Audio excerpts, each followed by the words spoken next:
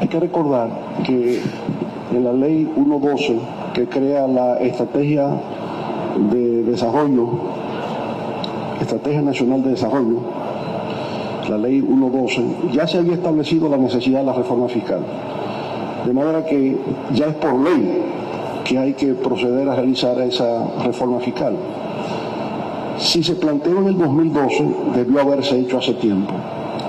Pienso que estamos retrasados con la realización de esa reforma fiscal. Ahora, en el 2020, al llegar al nuevo gobierno, se hace imposible. En medio de una pandemia, en un proceso de reactivación, habría sido políticamente una imprudencia haber intentado hacer una reforma en ese contexto. Por tanto, diría, más que discutir si va o no va, ya por mandato de la ley, que tiene que ir una reforma fiscal. Ahora, por la experiencia que uno ha adquirido en el ejercicio de gobierno, uno se da cuenta que una reforma fiscal, como toda gran reforma, requiere de 3 elementos. La primera es que sea económicamente racional. ¿Qué es lo que se va a gravar? ¿En qué términos se va a gravar? ¿Cuál es el efecto social que eso va a tener? O sea, la racionalidad económica es el punto número 1. Segundo, la inclusión social. Si afecto, sin embargo, cómo se establece la recompensa social por la afectación. Y lo tercero, que sea políticamente viable. Por tanto, tiene que ser económicamente racional, socialmente incluyente y políticamente viable. ¿Sí? Ahora, tal como se planteó en la ley 112, esa reforma entonces, cuando se replantee, porque ya el tiempo le pasó, cuando se replanteen las condiciones actuales, va a requerir de nuevo la construcción del consenso. Tiene que discutirse en base al diálogo y a la construcción del consenso, porque son, digamos, una diversidad de intereses en conflicto que están envueltos, ¿verdad?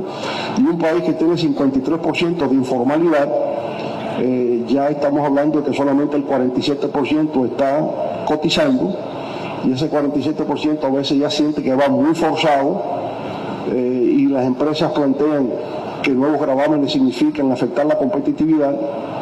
Bueno, entonces, ¿cómo vamos a enfrentar el problema? Por otro lado, es un Estado que solamente tiene el 15,7% de ingresos con respecto al PIB.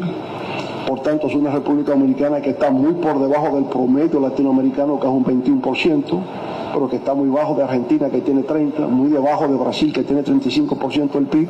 No hablemos de Europa, ¿verdad? El Estado benefactor europeo, donde hasta el 50% es de ingresos tributarios con respecto al PIB. Ese modelo no lo podemos ni siquiera pensar en República Dominicana. No aspiramos a eso.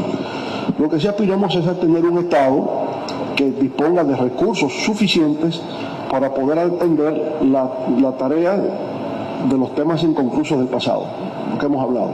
Los temas del agua potable, de la electrificación, de viviendas dignas, de carreteras, esas cosas del pasado, más los retos del futuro.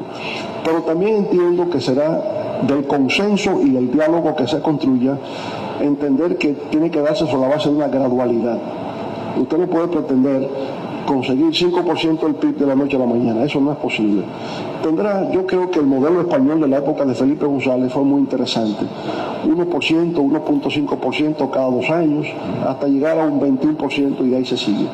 Es decir, creo en el diálogo, construcción del consenso, gradualidad, y que reúne esas 3 características: económicamente racional, socialmente incluyente y políticamente viable.